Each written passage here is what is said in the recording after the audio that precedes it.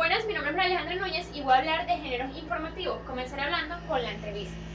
La entrevista es un cambio de opiniones entre dos o más personas que se da en una conversación. Cabe destacar que siempre hablan de un tema en general. También la entrevista es la base para todo periodista. Cuando hablamos de la noticia informativa o noticiosa, tenemos que de allí sale la noticia y es muy importante el qué y el quién en esta parte. En el ejercicio práctico del periodismo es la más utilizada.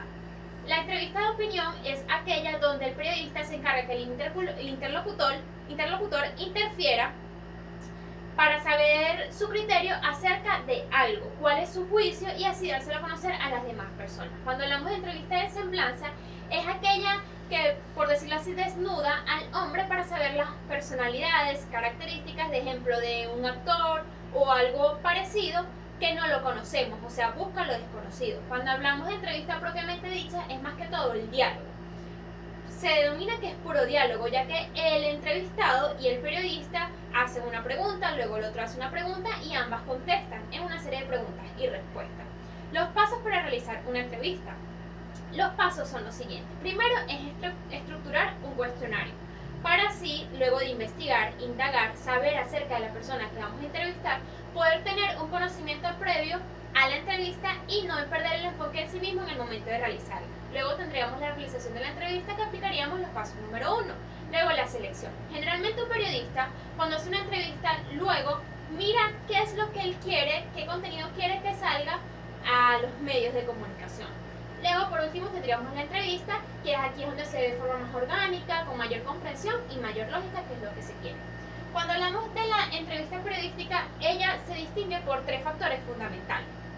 Uno de estos factores es la empatía que tiene hacia la persona que está entrevistando. También que se siente que esta persona quiere difundir esta entrevista a un medio de televisión. Entrevista para medio impreso y televisión. Cuando hablamos de entrevista de televisión, sabemos que en televisión todo es audiovisual, es más audaz y todo lo que allí se ve tiene mayor receptividad por la imagen. También, en uno de los tips que podemos dar es que como periodista, cuando estamos haciendo una entrevista, no podemos mirar fijamente a la cámara, al menos que nosotros como periodistas lo expresemos. Cuando hablemos de entrevista de medio impreso, tenemos que saber que no es lo mismo realizar una entrevista para un medio televisivo o radial que para un medio impreso, ya que aquí tenemos la responsabilidad de tanto como entrevistar y de también redactar como la persona lo dijo. Vamos a hablar de la encuesta.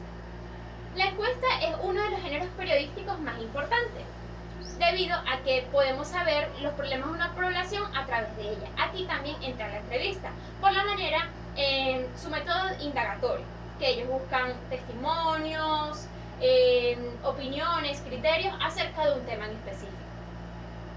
También aquí tenemos que la encuesta, ella se adapta a cualquier tipo de información y población. Estandariza los resultados para un balance en general, o sea, es decir, el análisis al final del caso. En ventajas y desventajas tenemos que la encuesta, las ventajas que tiene es que puedes comparar los resultados de una manera más fácil. También que facilita información significativa y que también cuando realizamos una encuesta no tiene mucho valor monetario y obtienes información muy veraz y precisa. Entre las desventajas, para mí la más importante es que la encuesta no la puede realizar a una persona que tenga problemas de comunicación verbal. Todas las personas que realizan una encuesta tienen que saber dominar la misma. También tenemos la forma de realizar una encuesta. La podemos hacer en persona, a través de la web, por correo electrónico, correo postal o por teléfono. Y el tipo de preguntas que podemos hacer aquí son abiertas y cerradas. Las preguntas abiertas son las que te permiten expresarte libremente. ¿A qué me refiero con esto? Un claro ejemplo es: ¿qué piensa usted del gobierno de Venezuela? Y las preguntas cerradas son preguntas que van directamente al grano, como que si te gustan las frutas, y las opciones serían sí o no. Ahora vamos a hablar del reportaje. El reportaje es una expresión prácticamente periodística. Aquí el periodista se siente un poco más libre de redactar siempre y cuando sea con coherencia y precisión. Y aparte de relatar los acontecimientos, hechos que está relatando en el reportaje, también recoge la experiencia del autor. Cuando nos vamos a narración, descripción y diálogo, tenemos que la narración es aquella que se encarga de relatar, referir y ubicarse en tiempo y espacio para así poder llevar esto de una mejor manera. También sabemos que la narración no es para todo tipo de personas, cada una tiene que tener ciertas condiciones. La descripción es aquella que se encarga de pintar las palabras, por decirlo así. Es la que a través de palabras enfrenta la realidad. Un claro ejemplo de esto colocaremos un fotógrafo y un pintor.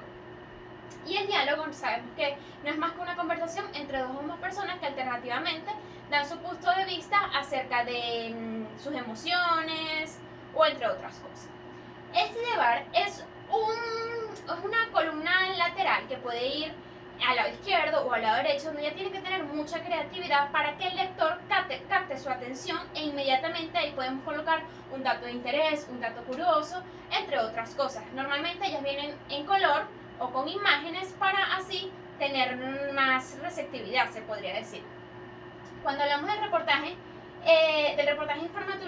informativo, sus estructuras y características. Las características es que ellos tienen una temática. Esta temática puede abarcar una o varias cuestiones, pero su fin en sí es llamar la atención del lector, como ya lo había dicho anteriormente.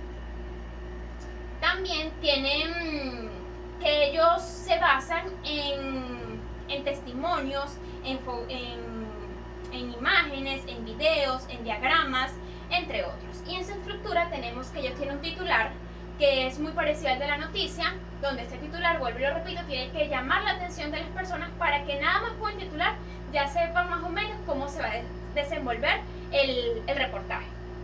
También tiene un párrafo de inicio o un párrafo de entrada, tiene el cuerpo del reportaje, que es donde todo se redacta, que aquí tenemos los acontecimientos, los testimonios, entre otros, y tiene un párrafo final, que es unas ciertas oraciones que al final pueden dar una recomendación o pueden hacerte reflexionar dependiendo del tipo de reportaje que estemos realizando.